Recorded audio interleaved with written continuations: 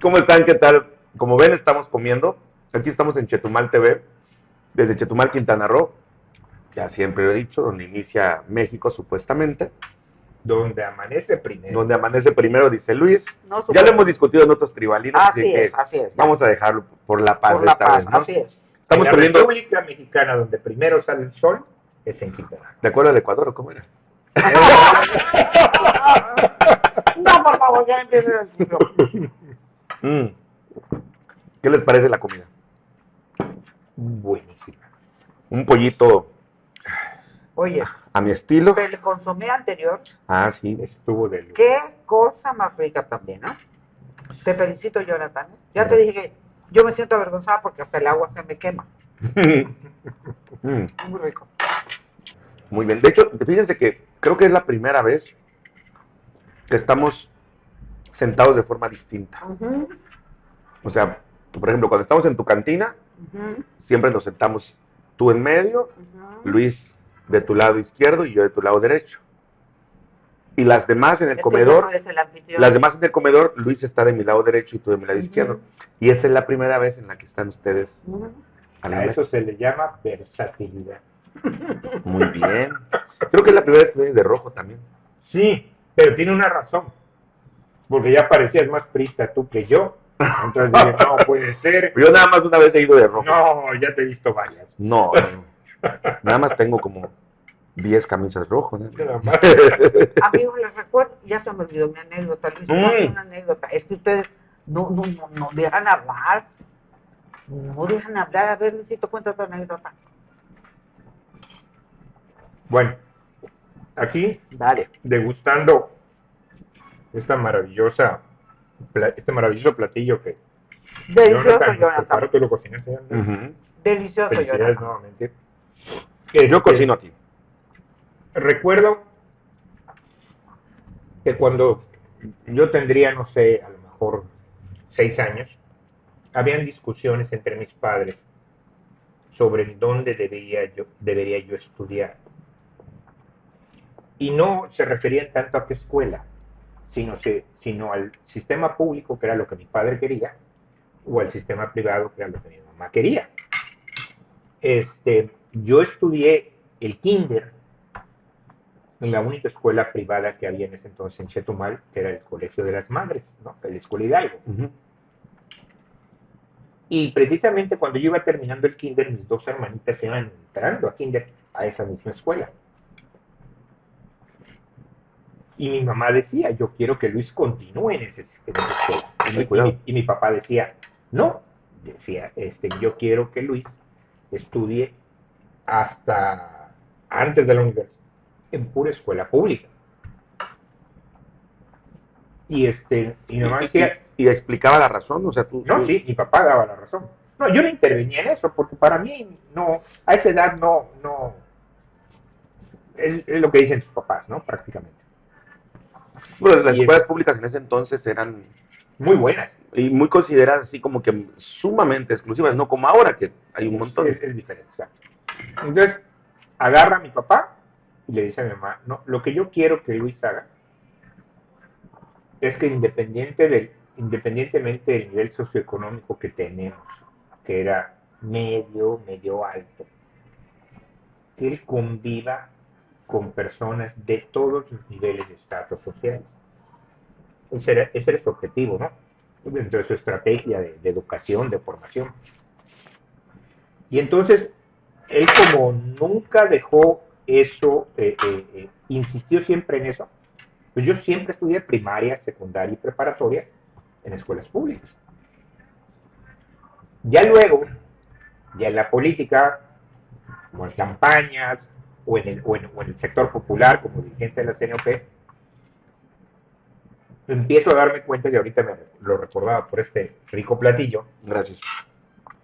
Que vas a comer riquísimo, y la verdad que son las comidas que más valoras, con gente muy humilde, que es capaz de sacrificar el puerquito o el pavo con tal de satisfacerte y tratarte de la mejor manera. Sí.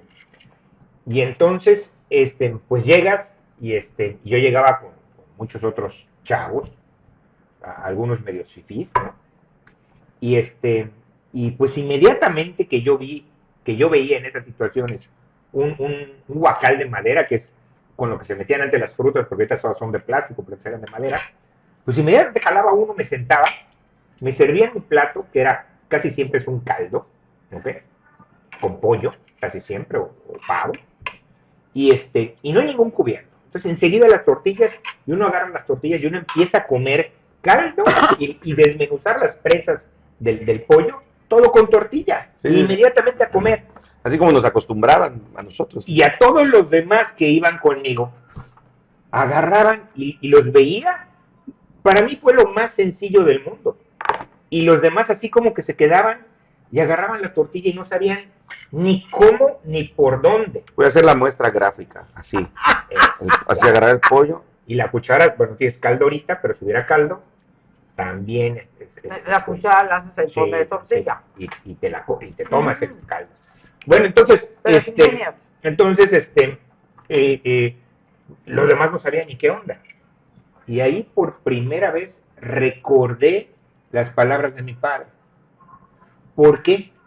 Porque yo sabía hacer todo eso, porque en la primaria que yo iba, que era la Belisario Domínguez, yo tenía compañeros que su casa era una chocita, el piso era de piedra, todo el mundo se sentaba en guacales de madera y no se comía con ningún cubierto, era con la tortilla directamente al plato, ¿no?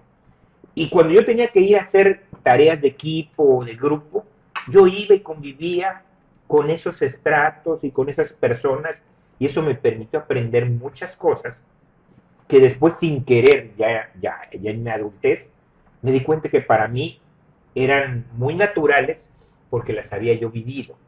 Entonces, esa es la anécdota, esa es la reflexión, en el sentido de cómo algo que, aunque no me resistí a ello, que mi padre tuvo la visión o el deseo de formar en mí, en un futuro ya, mucho después, me di cuenta del Sí, porque el beneficio error, y del provecho muchas de veces el ello. error de los padres es que si eres de clase alta o media alta, relacionarte solamente con tu clase y más arriba, No para abajo. y no hacia abajo. Eh, Debe haber, como bien dices, un equilibrio. Sí. A mí me viene a la mente mi vida, mi infancia, porque nosotros éramos muy pobres, pero no lo parecíamos. Obviamente yo de niño y mis hermanos no entendíamos qué era la pobreza y la riqueza. Vivíamos en una zona en Acapulco, que fue donde yo nací, pues, un lugar, o sea, no se entendía la distinción de clases sociales, nosotros no la entendíamos, no la conocíamos, pero teníamos a unos papás, sobre todo una mamá, que mi mamá era ama de casa, que nos enseñó a planchar, a lavar, a todo. Entonces, para ella era importante que tú supieras primero que nada lavar tu ropa y plancharla. Y bien fajadito, bien planchadito con la raya en medio de cada pierna del pantalón, la raya aquí igual de las camisas, bien peinadito. El baño era fundamental. Nosotros nos bañábamos antes de ir a la escuela, llegando de la escuela y antes de dormir. Y 3 veces al día soñaban. Y hasta la fecha yo a veces me baño hasta 5 veces. Ay, carajo. Bueno, obviamente es lo que te decía, nosotros en Acapulco, mi mamá y mi papá rentaban casas, Okay. no vivíamos mal, pero hacían un gran sacrificio por por darnos esa vida, por darnos buena ropa. No se usaba ropa de marca en ese entonces, pero era buena ropa, zapatos bien boleaditos. Desde muy pequeños nos enseñaban a usar los cubiertos.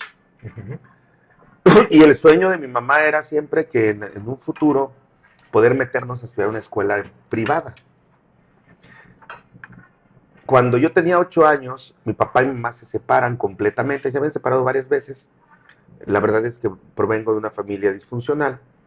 Pero se separan completamente. Mi mamá se va a Cancún a vivir. En un inicio no nos lleva, pero a la poste de un año, año y medio, nos lleva a Cancún.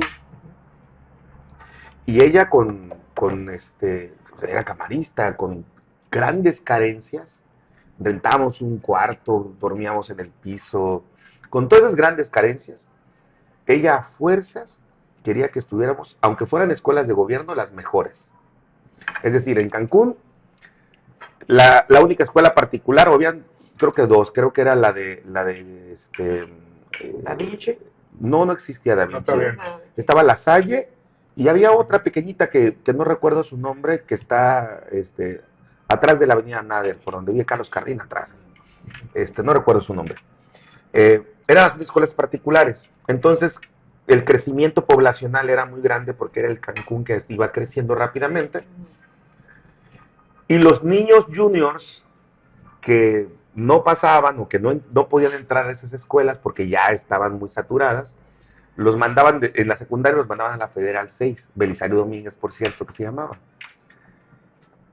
Y ahí, pues tú veías, la mayoría eran puros niños fifís, de clase media, media alta, o sea, y había dos que tres como nosotros que pues estábamos de pobreza a pobreza extrema, ¿no?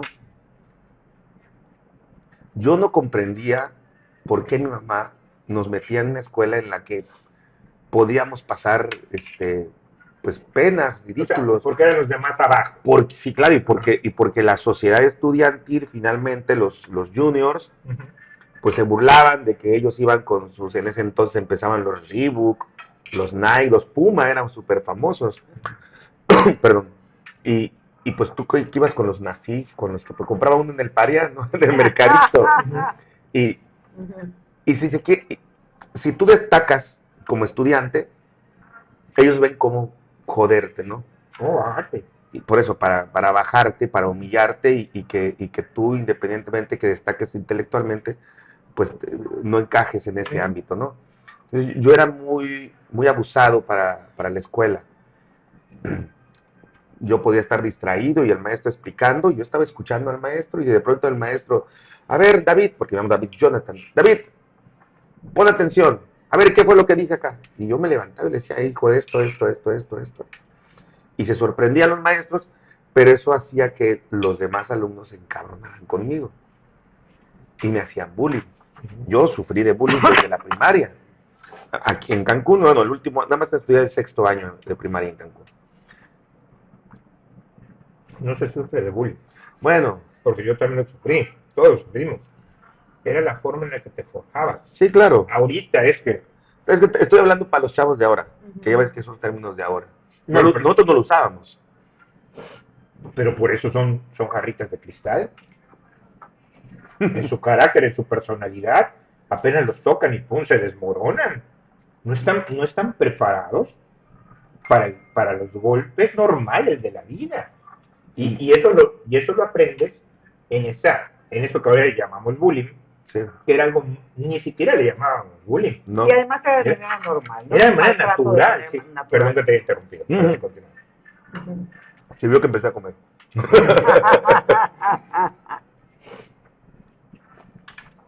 Total que, ¿cuál era mi válvula de escape? Irme de pinta. Entonces, yo, entre menos tiempo estuviera en el salón, mejor. Y el tiempo que iba Ujú. era el tiempo que yo sabía que era indispensable para los exámenes o tareas de evaluación importantes, que aunque yo no entregaba tareas porque no asistía, de todas maneras yo participaba y era muy rápido para aprender. Entonces, y de verdad, modestia aparte, se me daba muy fácilmente. La deuda viene a colación de lo que tú estabas diciendo, ¿no? Después, cuando ya tiene uno sus hijos, uno dice cómo los cría. Pero, pues, aunque uno no tiene un manual de ser padre, pues sí tiene uno la capacidad de entender y poder comprender cómo hacerle, ¿no? Y eso fue lo que hice. A mí me tocó ser papá soltero. Ujú. Yo me puse a pensar, ¿qué hago, no? Tenía la facultad de meterlos a escuela de gobierno y tenía la facultad de meterlos a escuela privada. Y lo que hice fue, sí los metí a escuelas privadas, pero siempre traté de concientizarlos. Y, por ejemplo, un gran error que tienen los padres es que Los mandas a escuelas particulares y aparte les das un dineral para que gasten en el receso. Ah, Ujú. Entonces para no, comer chatarra. y no valoran nada. Sí. Entonces yo a mis hijos les enseñé que ellos tenían que levantarse temprano, tenían que asearse por sí mismos, tenían que prepararse su lunch para llevar a la escuela, tenían que asumir la responsabilidad de sus tareas, tenían que asumir la responsabilidad de todos sus roles personales. eh, y ya sé que me criticarán un millón de madres, sobre todo, y padres de familia, pero si algo creo que le hace mucho daño a los hijos es que tú los despiertes para ir a su... Tú le resuelvas la vida. Tú les resuelvas la vida. Tú los despiertes, tú les hagas la tarea o tú te sientes a hacer la tarea con ellos y si no te sientes a hacer la tarea, entonces ellos no la hacen, entonces la culpa es tuya porque no te echaste, porque no te pusiste a hacer. O sea, no los dejas que ellos se hagan responsables de sí mismos. De cosas básicas. De cosas A muy básicas. temprana edad. Entonces, eso considero que es un gran error, pero bueno, muchos, quizás la gran mayoría de los padres piensan diferente, ¿no? En nombre del amor se cometen algunos errores, ¿no? En nombre del amor, En que no nombre es del amor, amor, es pero, correcto. pero así, en En nombre, nombre de del eso, sí. amor se cometen muchos errores, Sí. claro.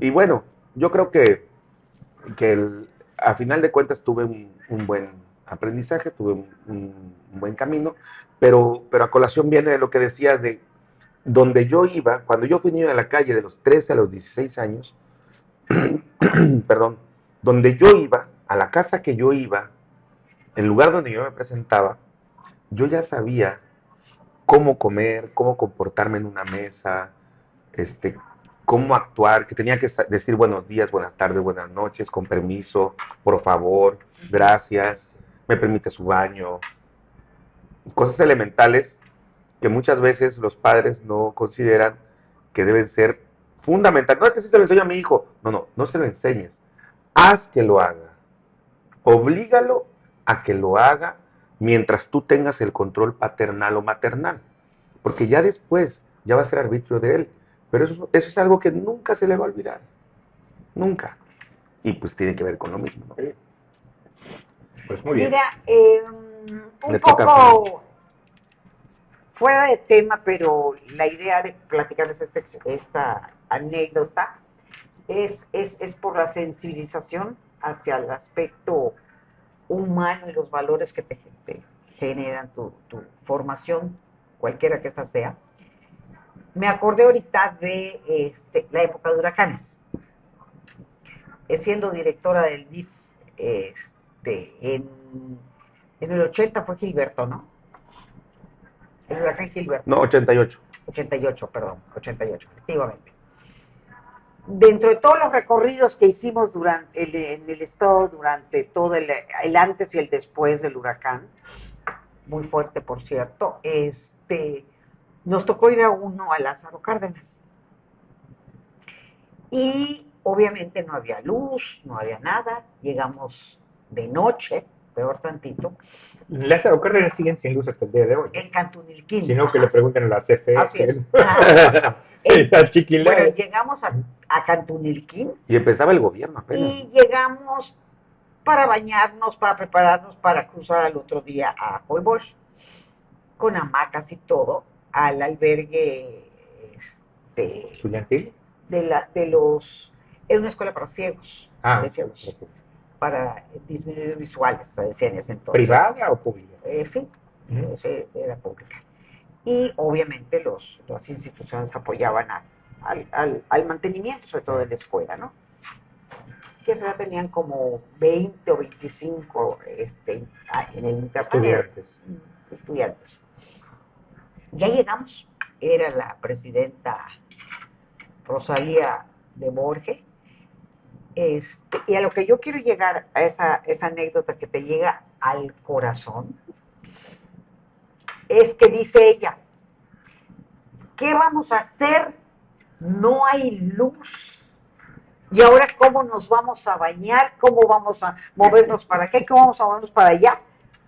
Cuando uno de los invidentes dice, señora, no se preocupe, es nuestro momento, nosotros sí vemos de noche. No, fue qué así. lección, ¿no? Claro. Una lección de, no se preocupe, señora, nosotros sí vemos de noche, nosotros nos encargamos de todo, de traer los cubos de agua, de ver que se bañen, fíjate.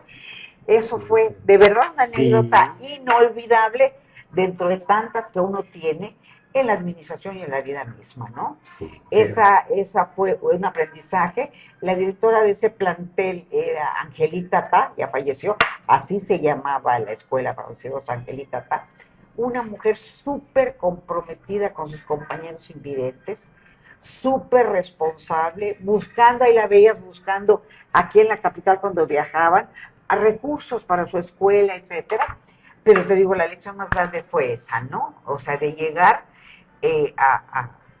al albergue y decir, ya no vamos a poder hacer nada porque no hay luz. No se preocupe, señora. Nosotros sí vemos. Sí vemos en la noche, ¿no? O sea, fue de verdad Increíble. inolvidable. Al otro día ya cruzamos para ir a Holbox y ya su servidora le tiene terror al agua. Terror, no sé nadar. ¿No te gusta la navegación?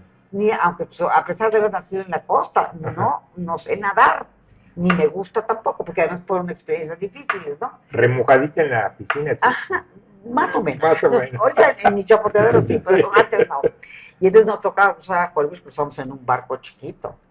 Y allí, o sea, nos fuimos ya para entregar despensas y todos los apoyos a los refugiados, ¿no? A todos los que estaban después del huracán Gilberto. Pero sí quise compartir con ustedes esta anécdota. No, está interesante. Muy la lección. Una lección de vida. Muy lección de vida nos dieron, claro, por supuesto. Oye, pues qué bueno que vinieron a comer. Delicioso, Jonathan, muchas gracias, de verdad. No me vuelvan a decir eso, que me dedica al restaurante. Muy rica la comida. Mis respetos para tus manos, la verdad, como dirían los turcos. Dios bendiga las manos que hicieron los alimentos. O sea, y como... Te iría muy bien con un restaurante, pero ahorita son tantos los requisitos y los impuestos que hay que pagar que ya no estoy muy seguro de ello. No, pero ahorita la modalidad de comida a domicilio, no tienes que pagar impuestos ni nada. Ni te das de alta no te das de alta en nada, porque nada. desde tu casa lo haces y contratas a un motoservicio. Y... Pues solo así, porque si no... Eso... Porque si lo haces de una manera formal, está... No, ¿Cómo a partir de la pandemia hubo un boom de motociclistas? Claro, sí. Y ahorita, a la calle que vas, en el alto que haces, no son menos de 10 motos que están adelante de ti. Efectivamente. ¿Dónde salieron tanto motociclista? Pues sí, porque ya hay el servicio a domicilio. Sí, no, los famosos mototaxis. Como usted ve, siempre nos la pasamos a todo dar. Charito, Luis y un servidor Jonathan. Siempre estamos muy contentos. Gracias. Yo en lo particular disfruto mucho estos encuentros porque, pues, además de que nos acordamos de cosas personales, también podemos compartir cosas que nos han, pues, sucedido durante nuestra profesión, en política, en los negocios, enriquece nuestras vidas. O en lo general. Muchas gracias por permitirnos estar una vez más con usted en Tribalín, Rosario, Luis y Jonathan, y nos vemos en la próxima. Gracias. Buenas tardes.